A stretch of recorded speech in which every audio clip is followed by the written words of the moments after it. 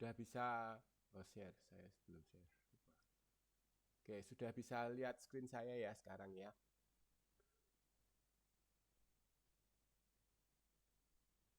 Bisa, Pak. Oke ya. Oke, saya di awal saya jelaskan terlebih dahulu terkait dengan apa namanya tugas ketiga gitu ya. Tugas ketiga ini saya buat hanya satu soal ya, cuma mencakup secara keseluruhan apa yang kita pelajari beberapa poin seperti itu dari awal sampai dengan akhir ya.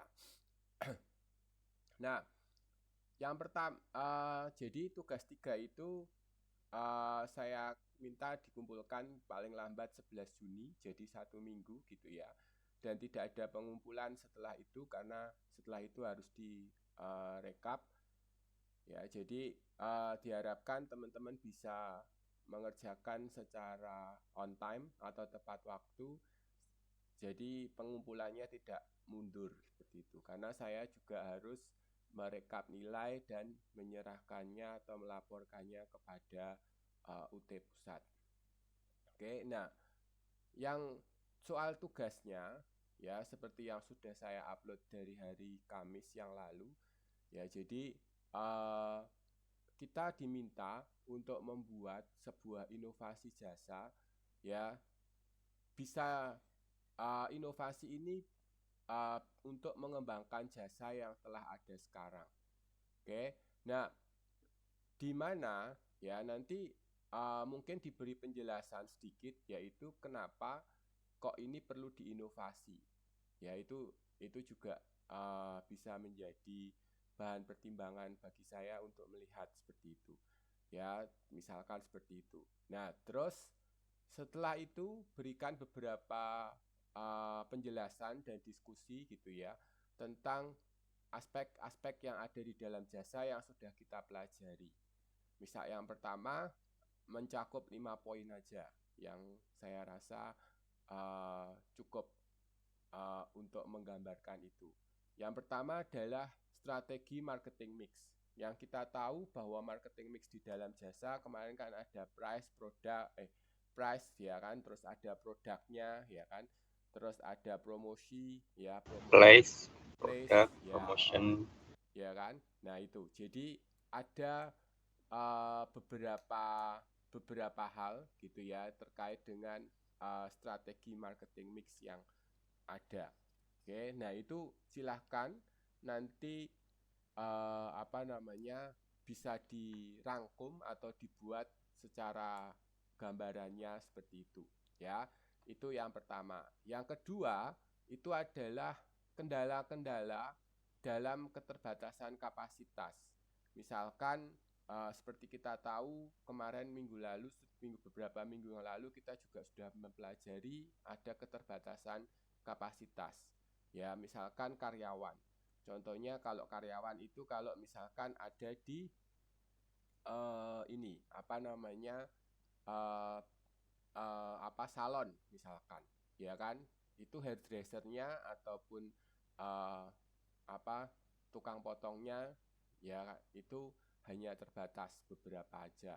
Termasuk keterbatasan tempat mungkin juga. Ya, terbatasan waktu. Ya kan, misalkan untuk di terapis kalau kita misalkan mau buka uh, massage ya misalkan.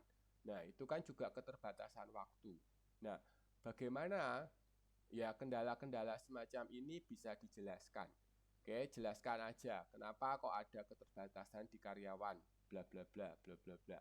Terus kalau ada keterbatasan di tempat, ya apa yang jadi kendalanya. Seperti itu ya.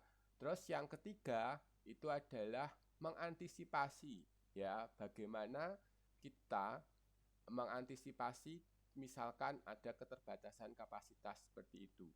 Oke, nah maka apa namanya? Maka di situ bisa kita lihat ya. Jadi antisipasi apa yang mungkin misalkan untuk uh, oh kalau saya prediksi ini waktu peak season itu adalah pas musim X misalkan. Nah, Terus bagaimana kita melakukan antisipasinya biar untuk menyeimbangkan permintaan penawaran. Kemarin kita minggu lalu sudah bahas beberapa strategi. Misalkan apakah dengan menggunakan reservasi ataukah menggunakan waiting list atau yang lainnya seperti itu. Jadi nanti bisa teman-teman bisa diberikan penjelasan secara lebih rinci misalkan ya terkait dengan hal itu. Oke, jadi Pak, ya tanya dulu, Pak. gimana? Interupsi sebentar, Pak. Boleh, boleh. Antisipasi maksud Bapak itu kayak semacam cara menanggulangi gitu nggak sih, Pak? Iya, cara Oh, cara mengatasi ya, cara cara mengatasi mengatasi. ya Ah, keterbatasan fasilitas kapasitas itu. Sehingga nanti apa namanya permintaan dan penawaran itu bisa seimbang seperti itu ya. Ataupun caranya seperti apa. Oke. Nah, itu adalah terkait dengan antisipasi. Jadi nomor 2 dan nomor 3 itu saling berkaitan. Ya, jadi kendalanya apa, terus bagaimana cara mengatasinya, seperti itu. Oke. Terus yang keempat itu adalah komponen produk jasa. Ya. Jadi kalau kita tahu bahwa komponen produk jasa itu adalah habis ini juga akan kita bahas, itu ada beberapa ya. Yang pertama itu adalah ini ya, apa namanya? Bisa ngambil dari apa namanya? Bisa dilihat dari kualitasnya ya. Sorry. Komponen produk itu bisa dilihat dari, saya lupa modul halaman berapa ya. Kemarin itu saya produk jasa itu termasuk dengan service scape-nya ya. Jadi apa namanya? Termasuk karyawannya ya, siapa karyawan yang akan memberikan seperti itu, terus juga terkait dengan hal-hal yang mendukung untuk pelaksanaan jasa atau service encounter seperti itu. Oke, itu komponen produk terkait dengan produk jasa. Mungkin bentar, untuk produk jasa itu termasuk ada di apa? Sebenarnya itu ada bagian dari marketing mix sih, ya, termasuk bukti fisik jasa itu, ya, di halaman 425. Kalau di sini ngomongnya bukti fisik jasa seperti itu. Ya, nah itu. Jadi ada terkait dengan apa namanya? Misalkan untuk fasilitas eksteriornya, ya. Kalau kita lihat di halaman 425 serta fasilitas interiornya, misalkan desain interior, peralatan layout, temperatur, pencahayaan dan lain-lain. Terus kalau misalkan ada fasilitas eksteriornya mau seperti apa gitu ya, istilahnya silahkan nanti bisa diberikan penjelasan untuk itu ya. Jadi komponen produk jasa yang ada. Oke, itu. Dan yang terakhir itu adalah apa namanya? Poin penilaian untuk mengukur produktivitas. Itu di halaman yang akan hari ini akan kita bahas, yaitu ada di modul halaman 7. Di modul 7 itu ada terkait dengan penilaian kualitas ya. Nah, di sini mungkin ini hanya sebagai brainstorming aja ya. Jadi tidak bahwa apa yang akan kita ukur ketika kita misalkan terkait dengan kualitas dari jasa kita. Oke. Nah, itu adalah bisa kita berpedoman pada 5 faktor ini ya. Jadi reliabilitas, assurance atau jaminan seperti itu, tangible, empati dan responsiveness. Ya, nanti bisa kita berpedoman pada itu. Oke. Jadi kita lihat dari dimensi yang ada di serve call ya dari para suraman ini. Oke, jadi kita nanti bisa melihat bahwa seberapa poin penilaian untuk mengukur dari produktivitas pada sektor jasa itu. Atau kalau mau lebih praktisnya lagi gitu ya, di halaman 7.22 gitu ya, mungkin ada beberapa yang lebih itemnya lebih lebih to the point ya, istilahnya seperti itu. Ya ada beberapa misalkan seperti volume layanan, ya ada market share atau segmentasi pelanggan dan seterusnya. Oke, jadi kira-kira apa yang akan kalian ukur? Ya, kalau syukur-syukur kalau bisa kalian punya gambaran bagaimana kalian akan mendapatkan data itu misalkan. Ya, misalkan kita mau melihat cepat tanggap dari sektor jasa yang akan kita buat. Nah, berarti kira-kira saya harus seperti apa? Ya, itu istilahnya seperti itu. Oke. Nah, itu adalah jadi nanti dijelaskan terlebih dahulu di awal inovasi jasa apa yang akan kalian lakukan ya, terus setelah itu kalian jabarkan 5 poin ini. Oke, itu aja. Jadi dan tidak perlu diberi definisi dan lain-lain ya, istilahnya apa itu marketing mix terus gitu nggak perlu ya. Jadi langsung aja strategi marketing mix apa yang kalian akan buat, bla bla bla bla bla bla. Poin A misalkan untuk price gimana, terus poin B untuk promosi gimana gitu ya, istilahnya seperti itu. Oke, terus kendala-kendala dalam keterbatasan kapasitas. Satu, untuk karyawan apa misalkan, apa ada nggak karyawan mempengaruhi nggak seperti itu, atau tempatnya mungkin karena kalau seperti misalkan kalau kita mau buka salon seperti itu misalkan ya, atau barbershop, nah misalkan keterbatasan tempat juga, atau seperti apa, restoran itu juga keterbatasan tempat ya kan, seperti itu ya. Ini beberapa yang ada. Terus bagaimana Anda mengantisipasinya? Ya, silahkan ya.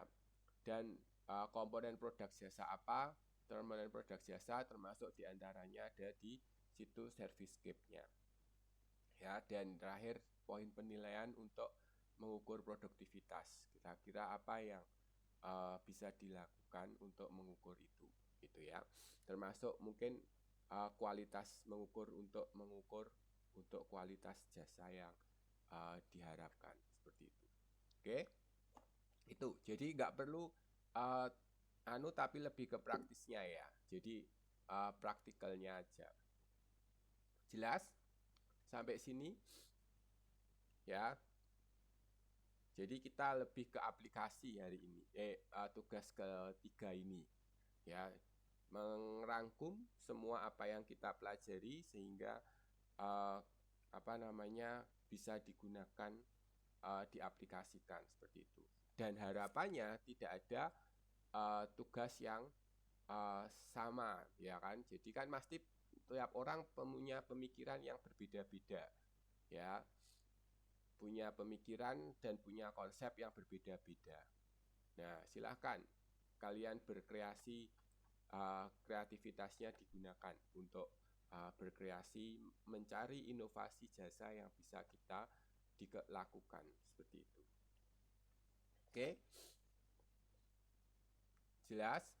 Ada yang mau ditanyakan? Silahkan. Mas Pak, Ya, mungkin gimana Mbak Suci? walaupun kita, Pak, ini kan kayak misalnya kita kayak ngebayangin bikin usaha sendiri gitu kan Pak, Iya. kayak ngebayangin gitu. Kalau misalnya ada pun teman yang sama apa namanya produk jasanya gitu, mungkin dalamnya kan beda Pak. Mungkin sama-sama nih, kayak misalnya aku kan sama Mbak Siti Mariani bikin buka salon, cuman kan dalamnya itu kan isinya beda Pak. Iya, betul. Nggak apa-apa ya Pak ya? Nggak apa-apa. Maksudnya kemungkinan sama itu kan juga mungkin Maksudnya dalam artian cuma bidangnya sama itu doang kan, strateginya beda-beda ya Pak? Beda-beda, tiap orang kan punya pemikiran sendiri-sendiri ya. Istilahnya Iya. kalau kalian asal tidak saling contek-mencontek gitulah istilahnya. Yang dimaksud Bapak tuh sama persis dalamnya gitu ya Iya. Pak, nggak boleh. Jadi kayak misalkan ada Itu mah nyontek bro. Nah seperti itu misalkan. Nah itu kan kemungkinan itu kan sangat kecil loh kalau ada kasus seperti itu gitu loh. Ya, harapannya bisa kalian berkreasi sendiri seperti itu, berimajinasi, berkreasi, berpikir sendiri seperti itu. Oke, ada lagi? Silahkan kalau ada yang mau ditanyakan dulu, saya beri waktu. Kalau ada yang kurang jelas bisa ditanyakan dulu, mumpung masih pagi. Pak, jaga kesehatan ya Pak, kayaknya Bapak lagi sakit. Iya lagi, kemarin habis flu sama habis flu sama batuk makanya suaranya sekarang hari ini agak bindeng. Oke, yuk, ada?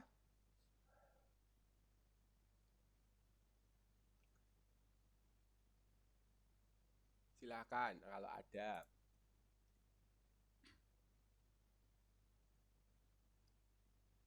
Mungkin kalau ada pertanyaan dari di chat mungkin juga silakan, kalau ada tanyakan silakan.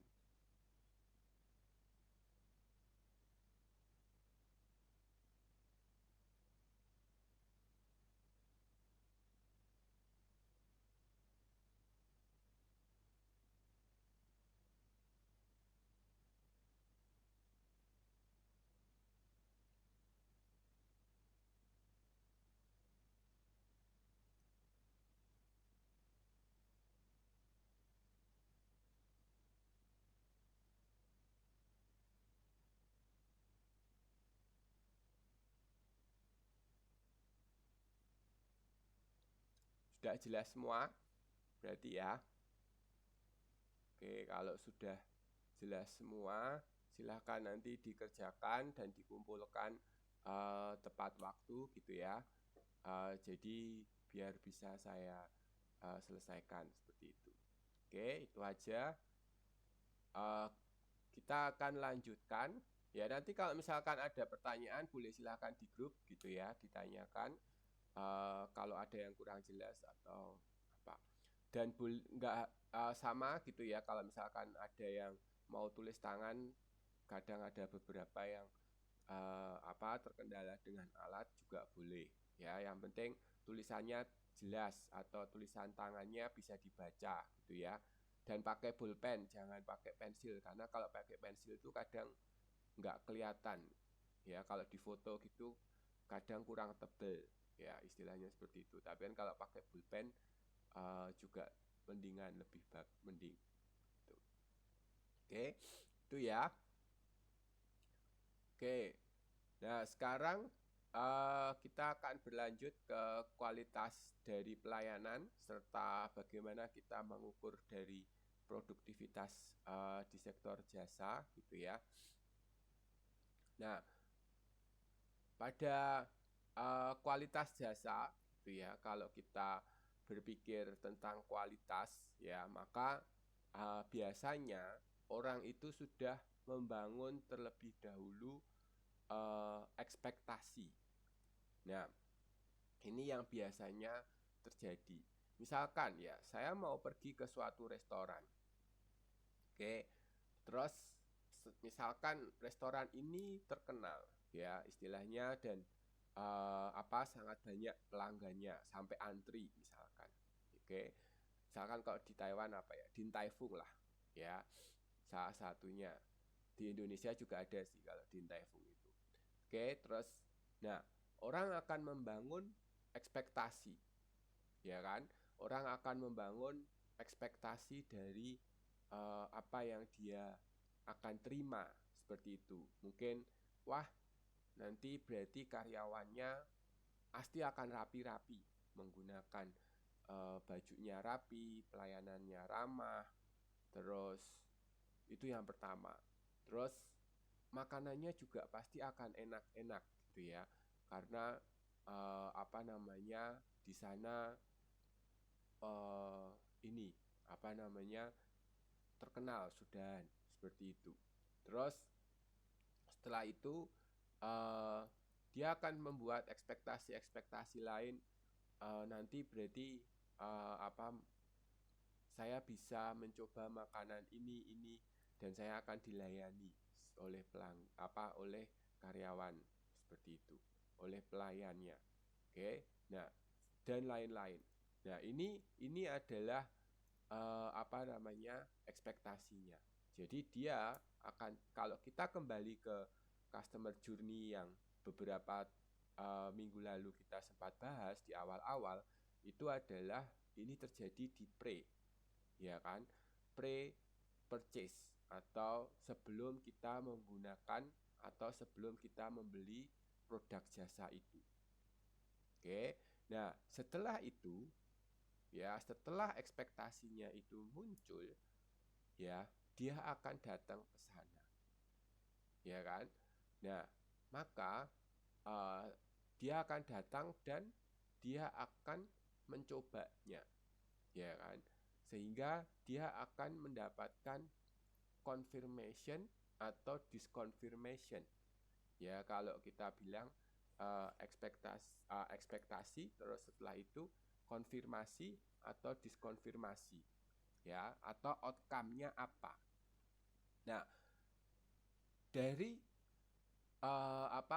ketika itu sudah, ternyata bagus dan bisa dirasakan, maka outcome-nya itu lebih besar daripada ekspektasinya.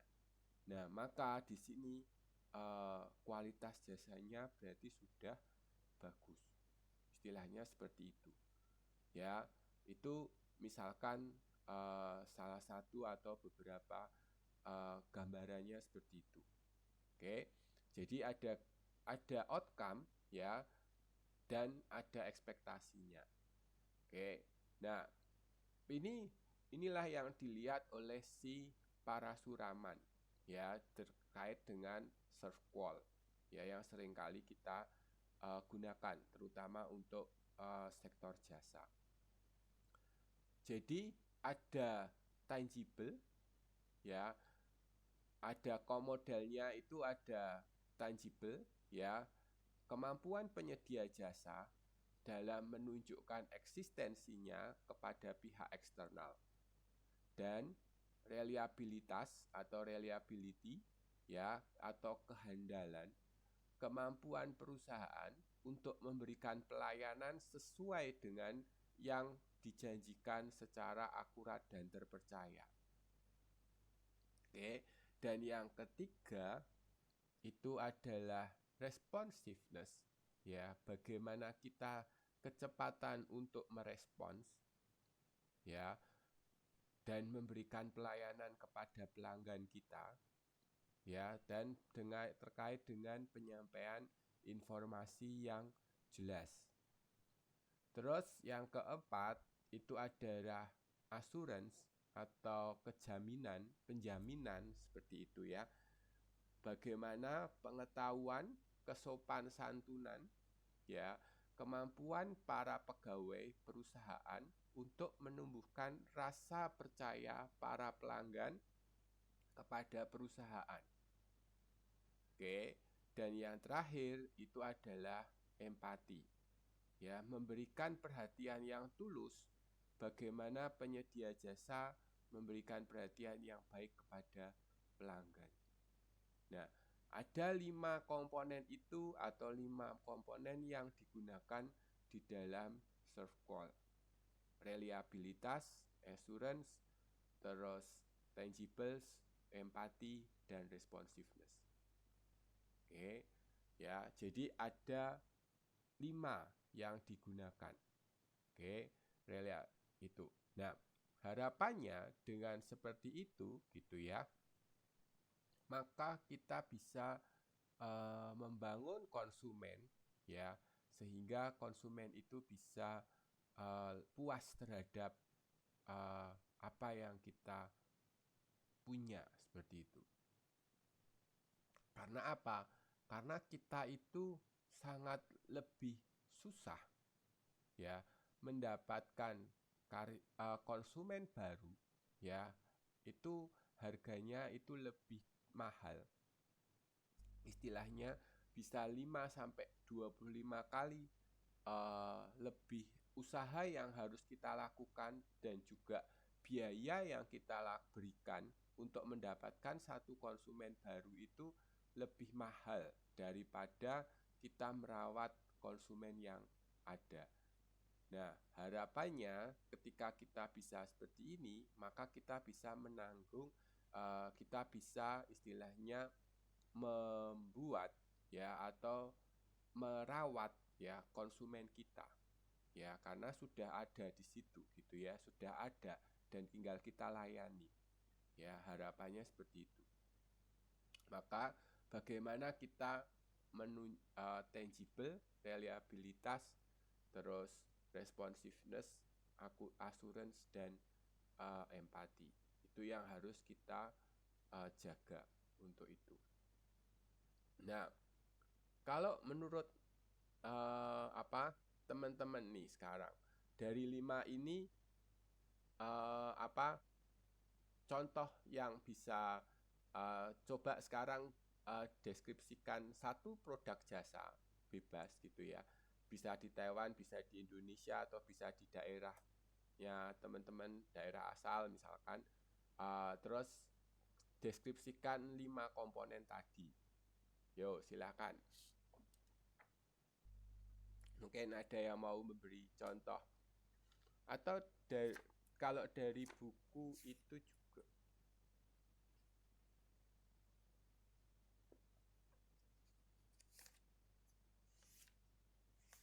Dari buku itu contoh yang digunakan itu adalah Garuda Indonesia. Ya, ini contoh yang kita lihat dulu dari buku biar ada teman-teman ada gambaran. Tangible. Di sini misalkan kalau di Garuda Indonesia gitu ya, contohnya konsumen dapat lihat bukti nyata fisik seperti bandara. Ya, bandara Garuda Indonesia itu pasti ada di bandara yang baru istilahnya ya. Kalau sekarang itu ada di Terminal 3. Oke, di mana itu bandara internasional di Soekarno-Hatta ya. Kita bicara tentang itu ada di Terminal 3, dan itu adalah bandara terminal yang paling baru ya, yang kita punya. Nah, dia ada di sana. Itu untuk menunjukkan kebersihan tempatnya dan juga lebih eksklusivitasnya, ya kan? Ya, kalau ada yang mungkin kemarin baru cuti gitu ya, bisa lihat di sana, ya kan? Biasanya kan kalau bosnya laupannya kan pada beliinnya tiketnya pasti yang dari China Airlines, nanti langsung lanjut lagi ke Garuda, atau dari Eva lanjut ke Garuda, seperti itu kan. Nah, itu adalah dari sisi tangible-nya. Terus toilet ya, bersihnya, kebersihan dari toilet, atau kondisi kursinya misalkan, atau beberapa tempat atau ruang tunggu yang nyaman, atau check-in counter yang beda dari yang lain, atau seperti apa gitu ya. Nah, itu adalah aspek fisik dari suatu produk jasa. Oke, terus yang kedua itu adalah reliabilitas. Reliabilitas di sini itu adalah karena ini penerbangan dan sektor transportasi, mungkin reliabilitas atau handalnya itu adalah tidak ada delay. Ya, bisa diandalkan. Artinya kalau saya buru-buru dan lain-lain, ada jadwal meeting atau apa gitu, misalkan saya bisa mengandalkan Garuda. Istilahnya tidak akan terlambat sampai sana, gitu ya, misalkan seperti itu. Maka di sini dibilangnya seperti itu. Terus responsif, ya, responsif di sini berarti adalah karena ini penerbangan, berarti responsif dari siapa? Dari stewardnya atau dari pramugari-pramugaranya. Ya, nah dari pramugari-pramugaranya ini bagaimana kita dia memberikan informasi, membantu misalkan ada yang kesusahan biasanya masukin ke hand carrier itu, hand baggage-nya ke atas misalkan, nggak nyandak ataupun bantu untuk natain gitu ya, karena kan kadang ada beberapa orang yang koper besar tapi dibawa ke atas gitu ya, jadi memenuhi tempat di sana atau yang lainnya. Nah itu jadi harus steward cabin crew-nya itu harus bisa membantu untuk menata ya, dan juga membantu untuk menata ulang, terus bantu untuk menempatkan di situ gitu ya. Seperti itu responsif yang pertama. Dua, mungkin terkait dengan makanan ataupun membantu kalau misalkan ada orang tua atau lansia yang berpergian gitu ya, atau ada yang sakit, atau bahkan ada beberapa cerita cabin crew membantu proses persalinan di pesawat gitu ya. Nah ini adalah responsiveness-nya. Terus assurance ya, misalkan assurance di sini jaminan, bisa jaminan keamanan. Misalkan Garuda tidak pernah atau sangat minim kecelakaan pesawat terbang. Ya, misalkan jaminan bahwa pilotnya kalau mendarat lebih safe dan lebih soft ya, misalkan ya, safe dan soft ya, karena kadang ada beberapa pilot itu kalau mendarat kasar ya kan itu. Nah itu ada beberapa yang itu assurance-nya. Oke, terus yang kelima itu adalah empati. Empati itu adalah bagaimana seorang pramugari misalkan membantu orang tua tadi juga yang kesusahan. Ya, itu juga bisa, ya kan? Atau kalau misalkan ada orang yang difabel, ya, terus naik ke pesawat, bagaimana seorang pramugari bisa membantu itu? Atau misalkan seorang pramugari atau pramugara tadi membantu kalau misalkan nih ada tenaga kerja Indonesia yang sedang sakit pulang pakai pesawat China Airlines atau Eva Air. Bagaimana pramugarinya Eva Air atau China Airlines itu membantu untuk selama di pesawat misalkan. Ya, itu adalah bagaimana membangun suatu empati. Oke. Nah itu adalah beberapa hal. Nah, mungkin dari contoh lain ada yang mau disampaikan, silakan.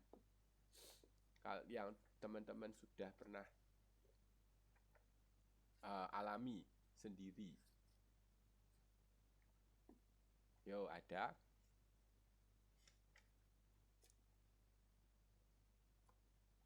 Silakan kalau ada.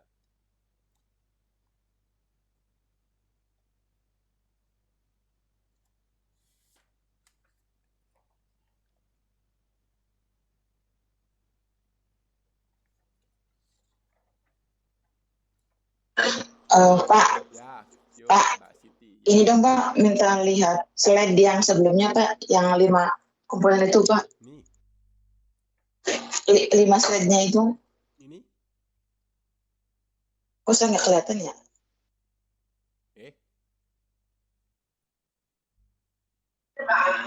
Udah, kelihatan enggak? Enggak kelihatan ya Pak, kenapa ya Pak? Oh ya. Kelihatan Bapak. Kelihatan. Apa saya benar ya Pak? Oh ya. Mungkin bisa di restart anunya Mbak. HP-nya. Oke Pak.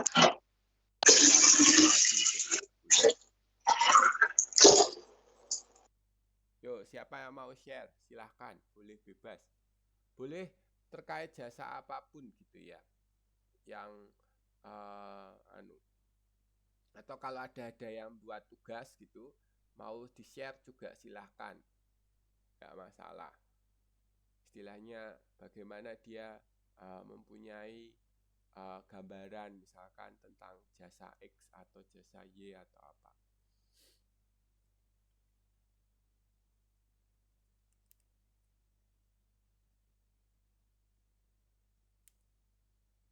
Saya pernah di Taiwan gitu ya,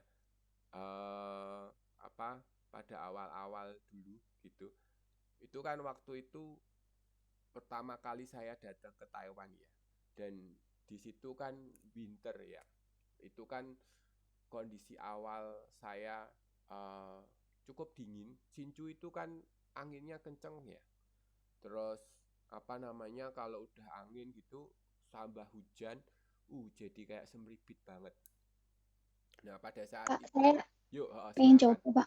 boleh. Pengen coba ya, Pak ya. Ya, Jadi silakan Cici. ya biasanya tuh untuk layanan jasa salon.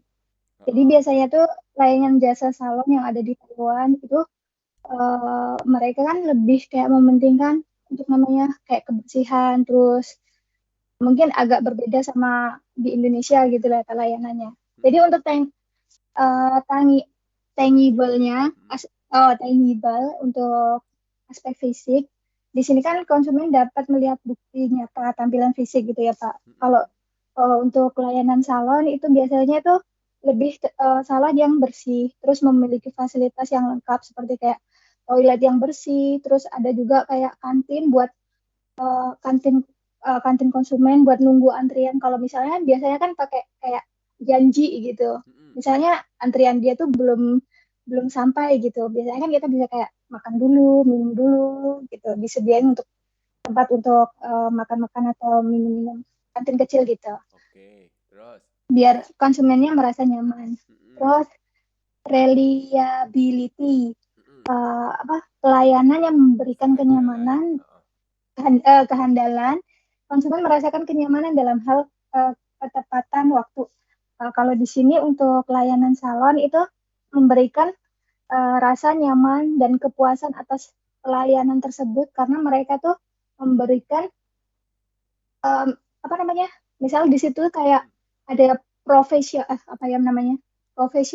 ya Pak, tenaga profesional yang misalnya nih khusus untuk rambut, mereka tuh orang-orangnya tuh emang bener-bener yang udah sekolah profesional ahli gitu bang, bukan yang kayak abal-abal ya untuk mengurusi rambut, atau misalnya untuk muka mereka tuh emang bener-bener orang-orang yang udah ahli dalam kayak facial atau apa, jadi pelanggannya itu kayak merasa puas, nyaman, dan kayak percaya aja sama mereka. Responsiveness atau tanggapan. Kalau di sini pelayanan karyawan yang ramah dalam memberikan pelayanan. Kalau misalnya ada konsumen yang baru datang, biasanya kan kalau di tempat salon itu kan kayak ditanyain udah bawa janji belum, udah ini belum. Kalau misalnya udah bawa janji itu nomor berapa, biasanya kan disuruh tunggu dulu, maksudnya memberikan pelayanan ramah, diberikan kayak oh ya tunggu dulu ya sebentar ya di sini, nanti dipanggil, dikasih kayak relationship gitu sama customer biar mereka tuh biar merasa kayak terjamu gitu. Emang benar-benar mereka tuh adalah raja gitu. Insurance jaminan menggunakan kayak ini pesawat ya. Insurance atau jaminan. Kalau untuk layanan salon di sini tuh biasanya menggunakan alat-alat yang memiliki teknologi canggih gitu.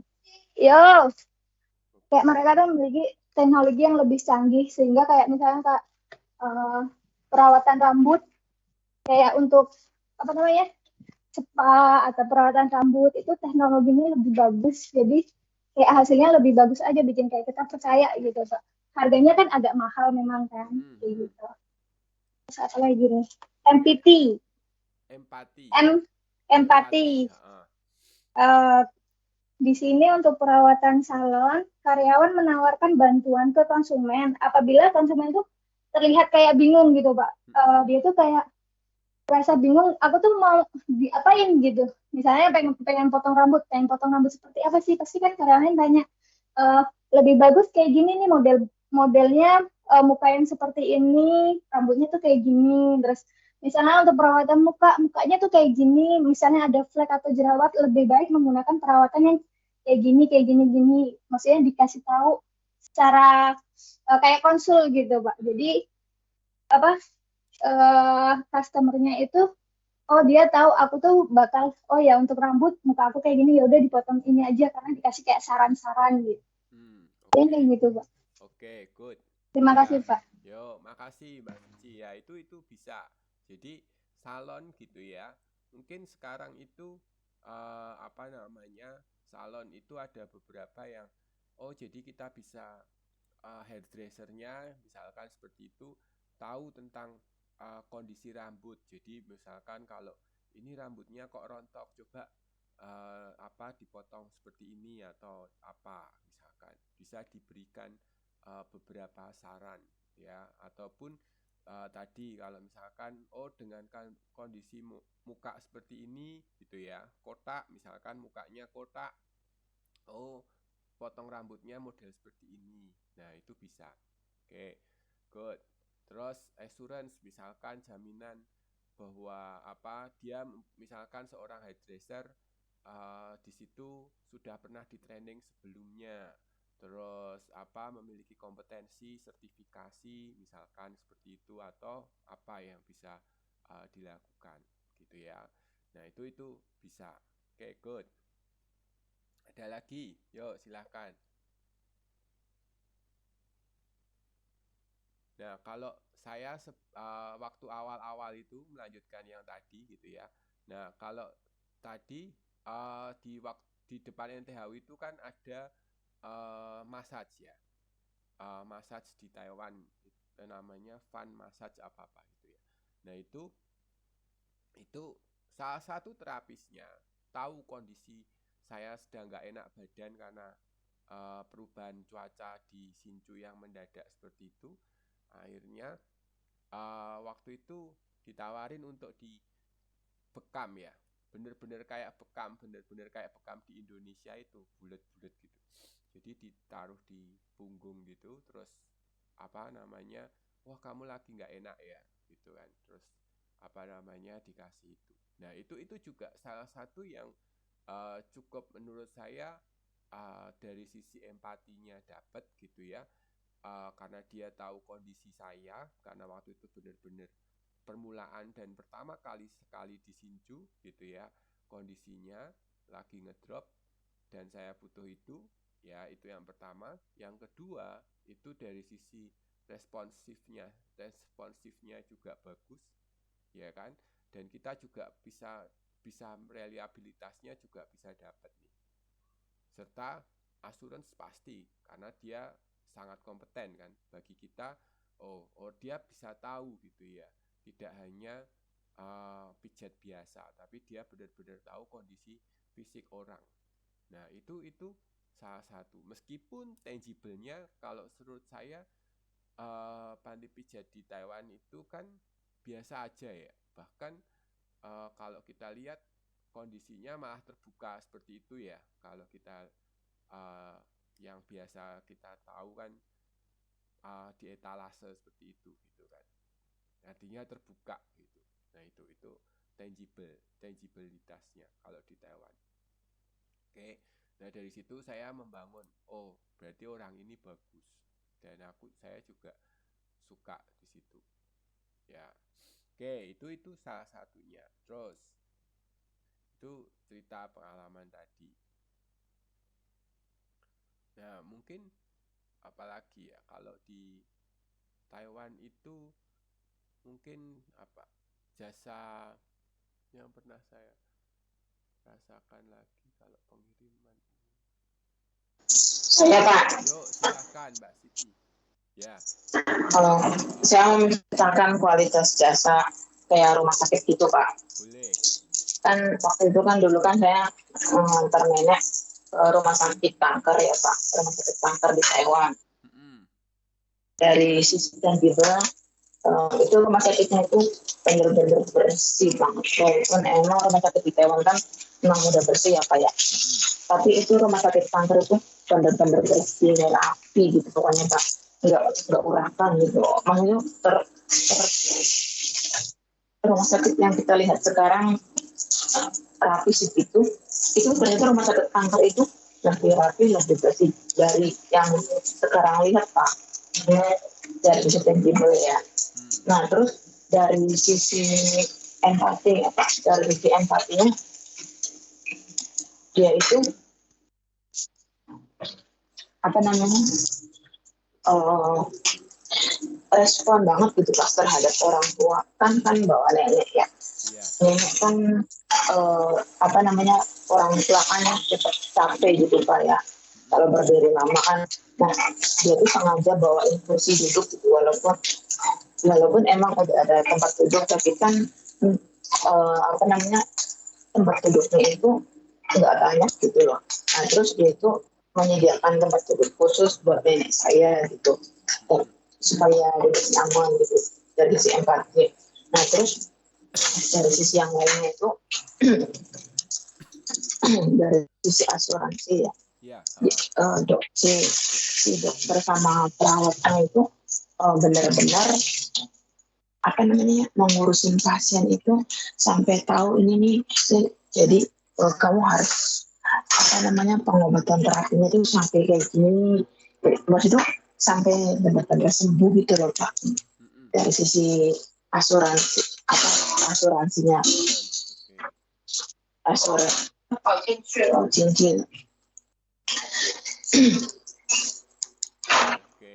Nah itu ya, jadi memang itu juga cukup bagus ya kalau di Taiwan ya untuk terkait dengan rumah sakit dan juga kondisi rumah sakitnya sendiri gitu ya, dan juga fasilitasnya dan juga pelayanannya juga bagus. Oke, Mbak Dewi ada yang mau ditambahkan?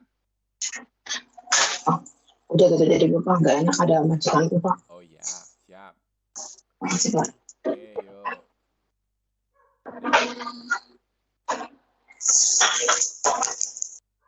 Oke, nah itu yang pertama. Nah ini dari Mbak Dewi juga ada ya. Ini dia Mbak Dewi menggunakan movie theater atau bioskop gitu ya. Nah dia misalkan tangible-nya yaitu tampilan teater dan tempat loket pembelian langsung. Nah itu juga ya, terus kebersihan area bioskop misalkan itu juga bisa menjadi tambahan di situ. Terus reliabilitas itu adalah ketepatan waktu penayangan seperti yang dijanjikan dan tidak ada peruluran waktu, yaitu misalkan jam tayang pasti tepat waktu. Terus responsiveness di sini itu adalah keramahan pegawai loket, pembelian tiket, pembelian snack, penjaga pintu bioskop sangat ramah, khususnya jika melihat kita foreigner, mereka menjelaskan secara perlahan tentang film dan tempat dan sebagainya. Oke, good. Nah, ini juga responsif ya, artinya dia langsung bagaimana tempat si penjaga bioskop itu memberikan pelayanan untuk penjelasan dan lain-lainnya. Dan juga asuransinya adalah jaminan tempat dan film bagus serta audio yang memuaskan. Oke, good.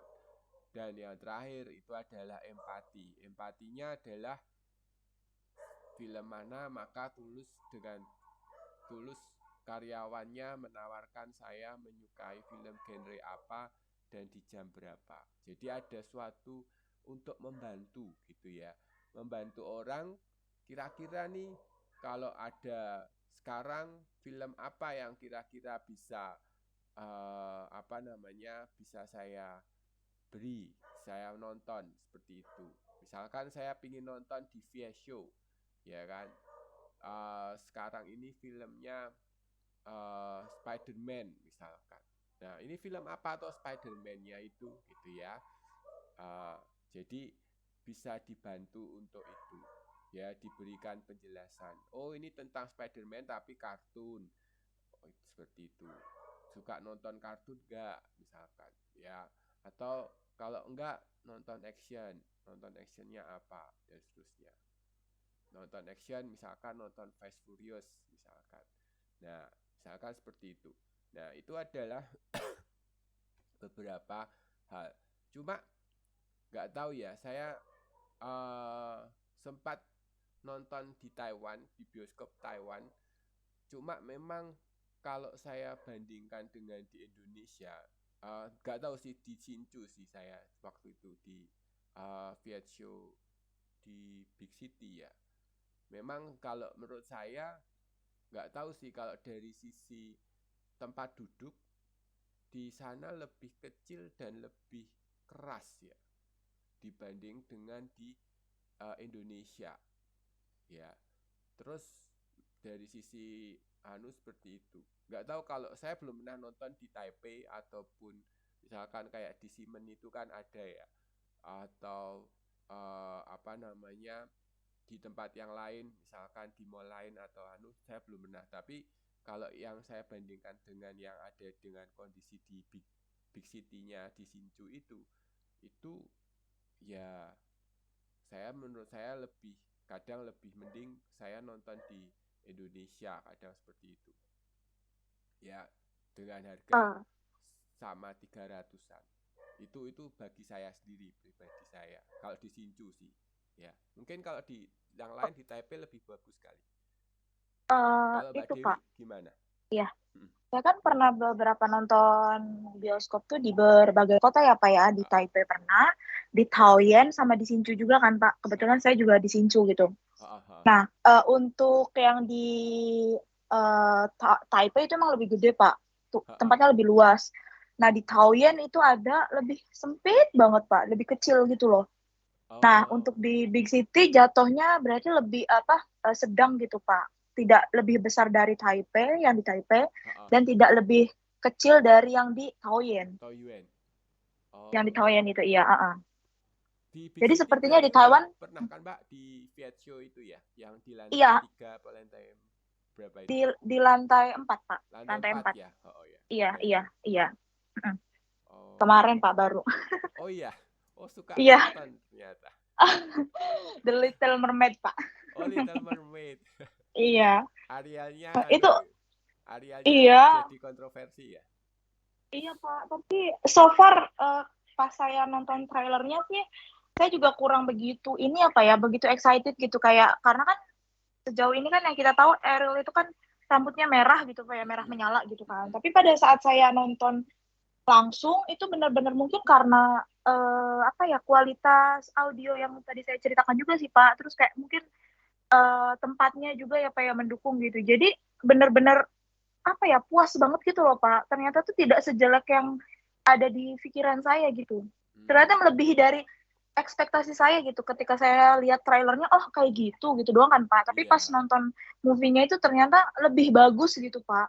Dan saya baca-baca komen beberapa orang yang pernah nonton langsung movie-nya juga ternyata memang melebihi ekspektasi mereka gitu Pak. Oke. Iya. Jadi bisa membangun lebih Little Mermaid-nya ya. Saya malah belum nonton sih kalau Pak. Little Mermaid itu. Kalau saya kadang beli tiket itu di NTHU itu ada yang jual secara diskon seperti itu. Ada toko yang jual di Viet Show itu. Oke. Nah, itu beberapa yang ada untuk itu. Nah, mungkin yang lain nanti bisa disampaikan lebih lanjut gitu ya. Nah, kita lanjut dulu dengan materinya.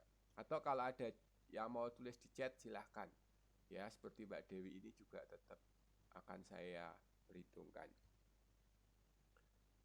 Oke, nah itu terus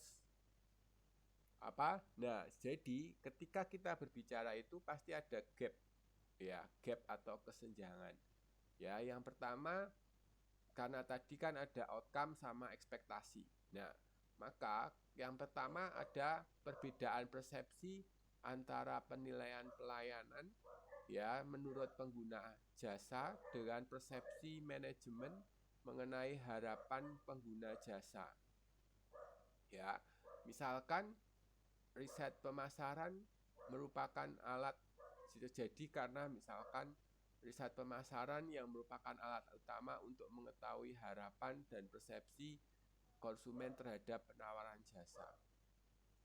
Oke, yang kedua, komunikasi dari pihak bawahan ke atasan harus dibangun secara efektif dan berkualitas.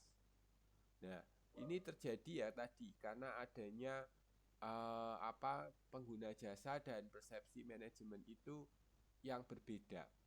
Ya, jadi ini kalau kita lihat di sini itu adalah karena adanya faktor internal ya, istilahnya antara atasan ya. Atasan itu kan biasanya tidak terlibat langsung ya.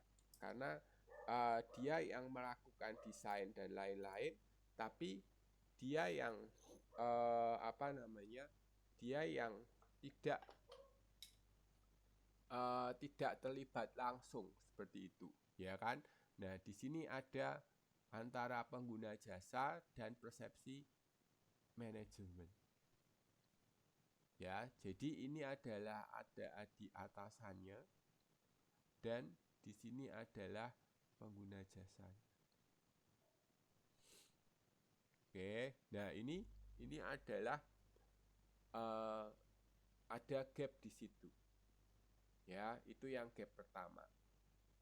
Yang gap kedua itu adalah persepsi manajemen mengenai harapan dan spesifikasi kualitas jasa dari konsumen. Ya, ini spesifikasi kualitas. Oke. Karena tidak memadai komitmen manajemen terhadap kualitas jasa.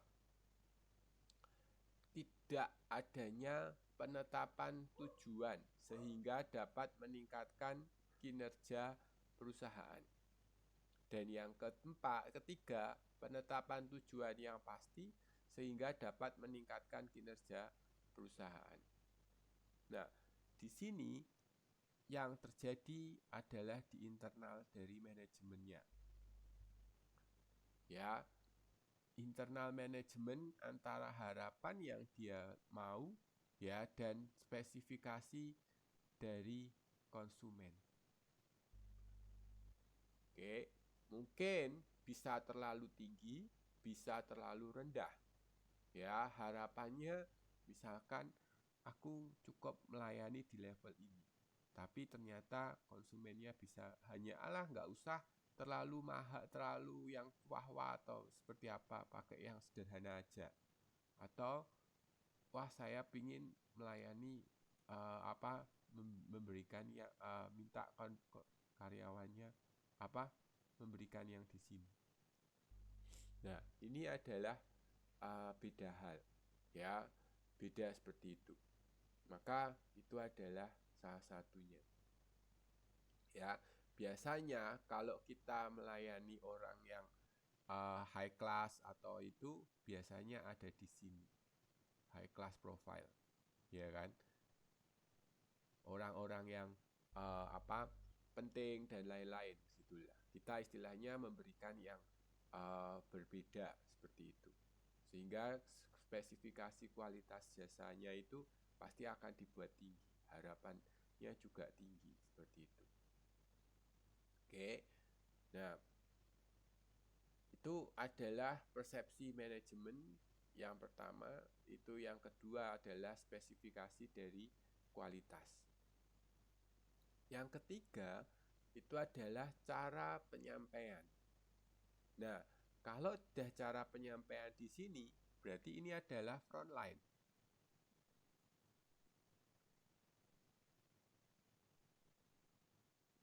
Frontline employee, ya, frontline employee. Frontline employee itu ya karyawan langsung, kayak waitersnya, ya kan, mungkin ya yang terlibat langsung di konsumen, atau kalau di pesawat ya stewardessnya, ya kan. Nah itu adalah pramugari-pramugaranya itu kan terlibat langsung. Bahkan pilot, co-pilot itu kan juga kadang terlibat langsung ya istilahnya, ya kan. Dia adalah frontline employee-nya. Ya, bagaimana terjadi perbedaan spesifikasi kualitas jasa dan penyerahan jasa. Ya. Nah, di sini ada ambiguitas peran, ya, sejauh mana pegawai dapat melakukan tugas sendiri sesuai dengan harapan sang manajer. Oke. Itu yang pertama. Yang kedua itu adalah konflik peran.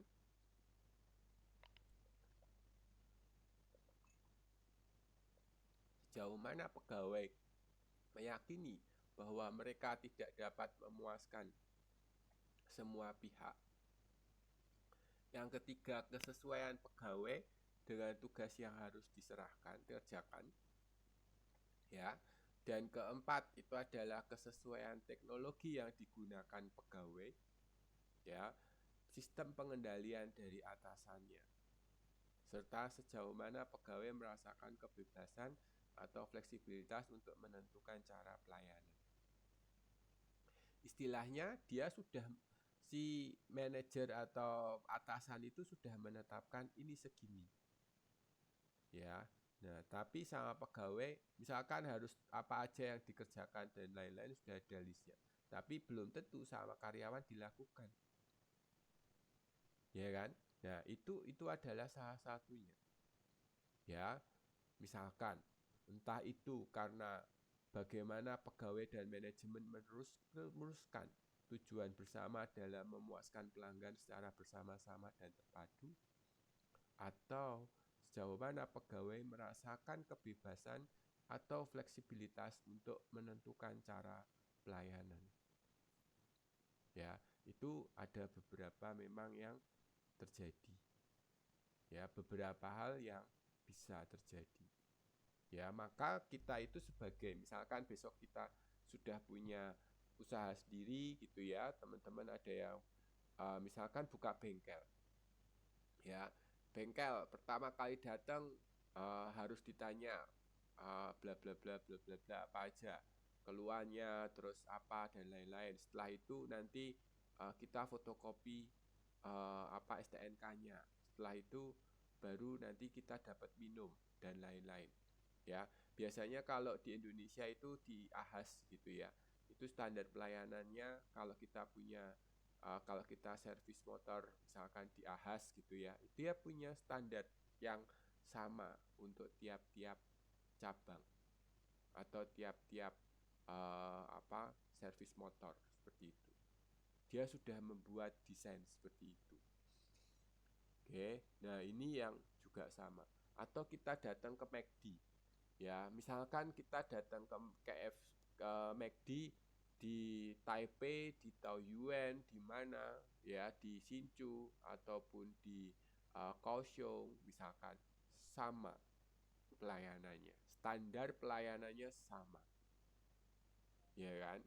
Dia sudah punya standarnya yang sama. Oke, atau ke KFC itu juga sama standar. Atau ke ini misalkan ke Moss Burger, nah misalkan itu juga sama standar pelayanannya. Ya, nah itu adalah beberapa hal. Jadi bagaimana itu bisa diterapkan ya untuk itu. Oke, gap dalam penyampaian pelayanan. Terus gap dalam komunikasi pemasaran. Nah, kalau ini adalah antara penyampaian jasa ya dan komunikasi eksternal. Misalkan nanti Garuda Indonesia tidak pernah ada delay, marketingnya bilangnya gitu, Tapi ternyata pada nyataannya penyampaian jasanya delay. Nah, ini ada komunikasi pemasaran yang berbeda. Sehingga ekspektasi pelanggan dipengaruhi oleh penyataan yang dibuat oleh perusahaan melalui komunikasi pemasaran padahal. Ya, antara itu. Dan yang terakhir, gap dalam pelayanan yang dirasakan. Perbedaan persepsi antara jasa yang dirasakan dan yang diharapkan oleh pelanggan. Oke, itu ya. Jadi itu adalah beberapa hal yang bisa dilakukan, bisa kita rasakan. Oke, seperti itu.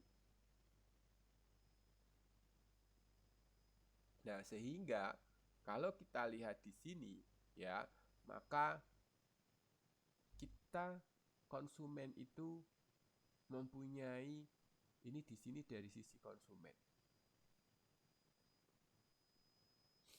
Ya, yang pertama dia mempunyai pengalaman masa lampau, pengalaman sebelumnya.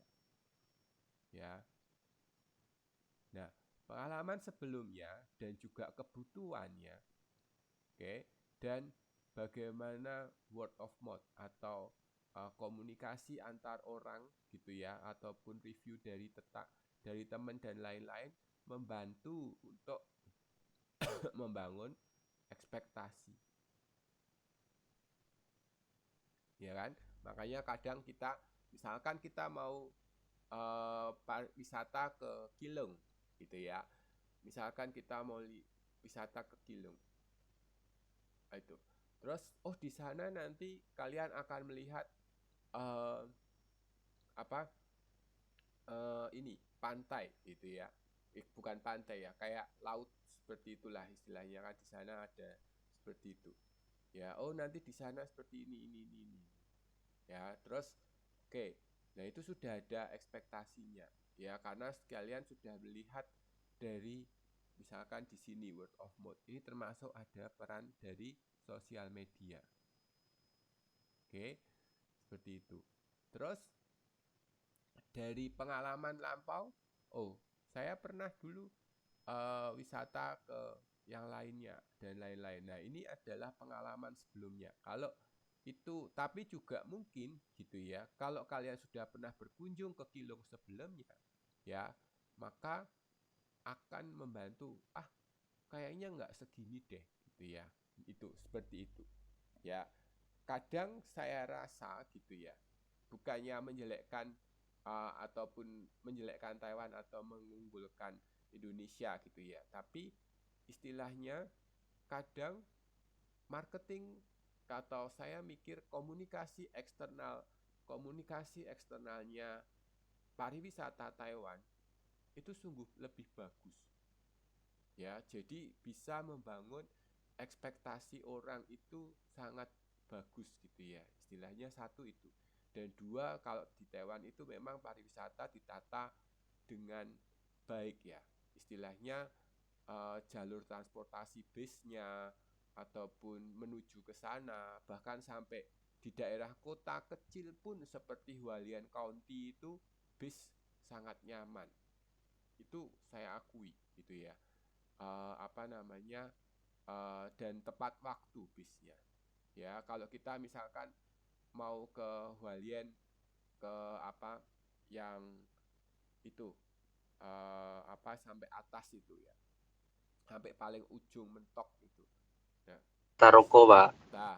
Di Taroko itu yang atas sendiri itu, yang ujung sendiri sampai yang paling mentok gitu ya, itu ada semua, bisnya ada ya, dan itu tiap berapa jam ada, nomor berapa saya lupa waktu itu. Oke, nah itu memang dibangun sampai sedetail itu yang tapi kalau dari sisi alamnya sendiri menurutku biasa aja gitu ya.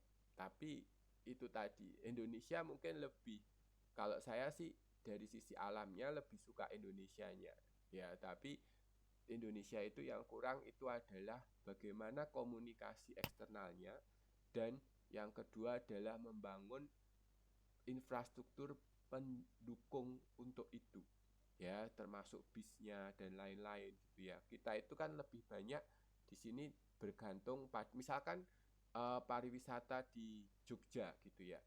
Kita lebih banyak bergantung pada kendaraan pribadi, ya kan? Misalkan kita soalnya kalau di Indonesia itu aksesnya masih terbatas, tidak didukung. Kebanyakan pemerintah itu berfokus pada fasilitas yang ada di lokasi. Untuk transportasinya itu belum dipikirkan lebih lanjut sih. Betul, itu yang saya rasakan. Jadi memang ya kan lebih banyak fasilitas di tempat wisatanya atau itu, tapi untuk mau ke sana itu susah sekali kadang. Bahkan misalkan kita mau ke Gunung Kidul gitu ya, misalkan di sini pantai kan, kebanyakan kan kalau di Indonesia itu kan pantai ya, pantai di Jogja itu kan pantai Gunung Kidul ya, itu kan paling banyak, ataupun kayak apa yang lainnya kayak gitulah misalkan. Nah itu kan apa, menuju lokasi ke sana gitu aja susah gitu ya. Beda dengan ketika kita misalkan di Taiwan ya, saya mau ke lokasi ini sudah ada bis, jalurnya ada, dan juga lewat pakai jalur ini, nanti jamnya bisa di-track pakai aplikasi bis di sana. Nah itu kan sudah sangat tertata ya istilahnya seperti itu. Oke, nah ini yang perlu dibangun untuk itu. Oke, nah itu sehingga eksternal komunikasi untuk Taiwan itu sangat bagus. Oke, itu yang perlu kita benahi. Istilahnya kita bisa lihat dari situ juga. Ya, tapi eksternal komunikasi kita ingat jangan sampai ini malah jadi membuat gap ini semakin tinggi. Ngomongnya istilahnya apa? Kalau ini nanti ngomongnya setinggi langit, kenyataannya nggak ada. Jangan sampai seperti itu juga, ya kan? Ya, kalau bilangnya lambene wong marketing gitu ya, istilahnya kadang seperti itu. Ya, tapi jangan sampai seperti itu. Ya, itu juga akan membuat gap ini semakin lebar. Ya kan? Gap yang gap yang 4 ini. Ya. Ngomongnya setinggi langit tapi anunya sedikit. Nah, itu ya. Nah, itu yang bisa kita coba untuk kita lihat. Jadi memang peran-peran seperti itu yang kita harus minimalisir seperti itu. Oke, ada yang mau disampaikan lain?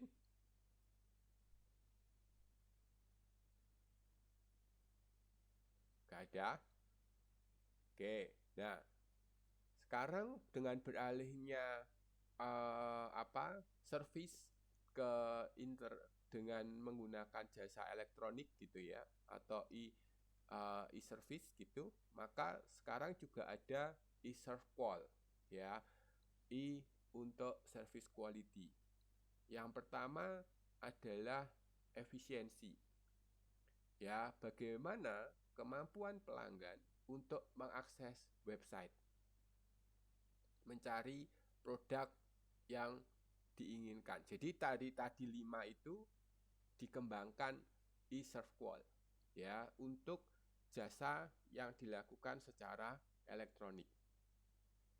Oke, yang pertama itu adalah efisiensi ya, kemampuan pelanggan untuk mengakses website, mencari produk yang diinginkan, dan informasi yang berkaitan dengan produk tersebut. Yang kedua, reliabilitas. Fungsional teknis website, sejauh mana berfungsi atau tersedia. Ya, misalkan kita mau belanja di Shopee, ya Shopee, terus apakah kita bisa mencari informasi dengan baik di sana atau tidak. Oke, terus apakah websitenya ini bisa reliable atau enggak? Ya, bisa berfungsi dengan baik atau tidak. Ya. Terus yang ketiga adalah fulfillment. Ya, akurasi janji layanan, ketersediaan stok produk, dan pengiriman produk sesuai dengan waktu yang dijanjikan. Karena kan kalau kita belanja di Shopee gitu kan kadang ada ekspektasinya ya. Ada expected nanti akan dikirim kapan, terus ya kan kadang ada yang seperti itu. Ya, terus dikirim kapan, nanti kira-kira nyampe-nya kapan, delivered-nya kapan, dan lain-lain. Apakah itu bisa sesuai atau enggak? Ya, sesuai dengan waktu yang dijanjikan atau enggak. Terus privasi, ya, jaminan bahwa data pelanggan tidak akan diberikan kepada pihak lain dan menjamin keamanan dari misalkan kartu kredit. Ya, kartu kredit pelanggan ini sangat rentan ya, istilahnya seperti itu. Ya, untuk penggunaan itu. Oke. Terus daya tanggap. Daya tanggap ini kemampuan pengecer online untuk memberikan informasi yang tepat kepada pelanggan pada saat masalah timbul. Sama responsif ini tadi. Ya, responsiveness-nya. Bagaimana kalau misalkan bisa membantu untuk itu. Oke. Terus kompensasi, ya, bagaimana ini terkait dengan pengembalian uang kalau misalkan ada cacat produk dan lain-lain. Oke. Nah, itu dan kontak, bagaimana kita bisa berhubungan dengan customer representatifnya secara online. Ya, kalau sekarang itu kan sudah banyak menggunakan WA for business ya, seperti itu. Cuma memang kadang ada beberapa perusahaan, ada beberapa bank gitu ya.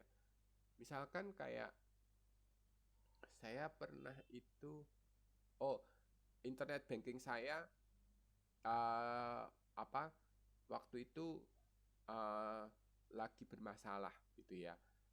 Ini saya pakai di BCA. BCA itu saya dari Taiwan bisa menghubungi customer representatifnya yang ada dengan menggunakan WA gitu ya. Karena kan saya nggak bisa kalau mau call kan mahal ya.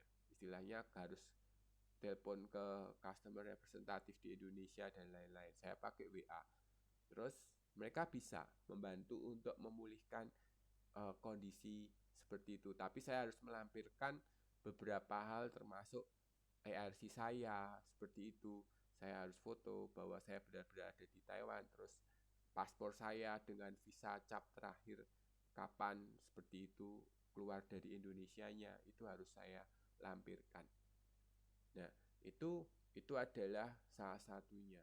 Ya, sekarang ini berbicara dalam artian bisa menggunakan chat, bisa juga dengan menggunakan telepon seperti itu. Ya, yang penting ada representatif, customer representatif yang bisa kita pakai. Oke, nah itu adalah beberapa mode untuk e-serve call.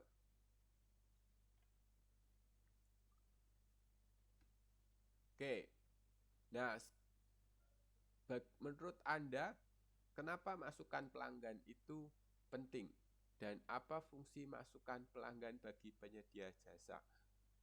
Yo, ada yang mau share? Silahkan, mungkin kalau ada yang mau share dulu. Dan pengalaman untuk saya Pak. Boleh. Saya Pak. Ya, silahkan Mbak Siti, yuk. Kenapa masukan pelanggan penting itu? Karena apa? Untuk memperbaik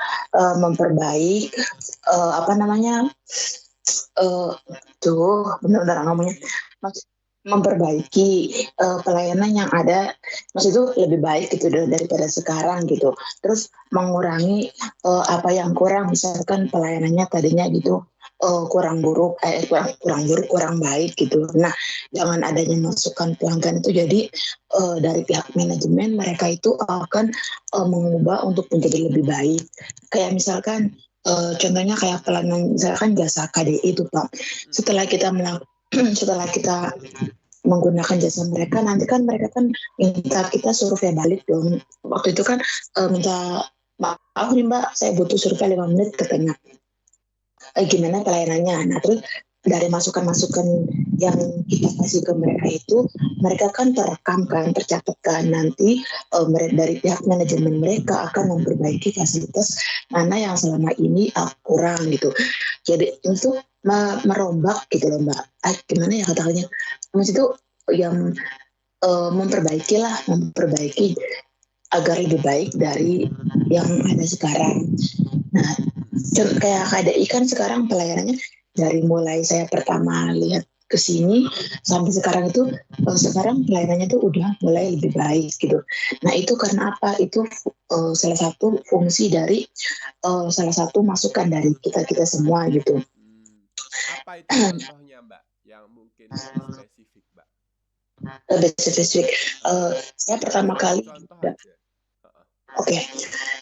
Saya waktu pertama kali datang ke Thailand pas mau pulang itu kan keuangan saya itu kan diambil sama agensi kan, maksudnya.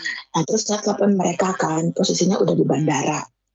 Nah, tapi respon mereka itu benar-benar lambat, dan kata mereka itu katanya setelah di Indo baru diurus katanya. Ternyata setelah saya di Indo ditelepon, mereka itu nggak ada respon sama sekali katanya, nggak bisa jawabannya inilah itu. Nah, orangnya udah di Indo nggak bisa katanya. Oke. Nah terus pas saya datang lagi kembali ke Taiwan, saya tanyakan lagi kan kasus saya itu gimana. Nah kata dia kasusnya udah ditutup katanya kayak gitu, udah selesai dianggap selesai lah. Kata aku kok gitu, kata udah. Nah terus sekarang saya menggunakan jasa KDI lagi, jauh banget itu ketika saya pas telepon masih dalam kejadian mereka itu langsung cepat tanggap, langsung ngurusin gitu Pak. Kayak pas saya di rumah majikan ada masalah gini-gini. Nah, saya belum pergi dari rumah itu pihak KDI itu udah langsung menghubungi si agensi dan langsung ngomong ke majikan gitu loh. Maksudnya hari itu juga jam itu juga pas saya telepon langsung ditanganin gitu Pak. Terus dari sisi sosial media dulu kan si KDI belum mengasih jarang ada seperti info apa gitu, maksudnya cara penyelesaian masalah apa. Sekarang kan udah banyak banget gitu. Jadi yang saya udah pernah menggunakan jasa KDI ketiga kali ini, menurut saya perubahannya itu benar-benar mengalami perubahan yang lebih baik gitu loh Pak.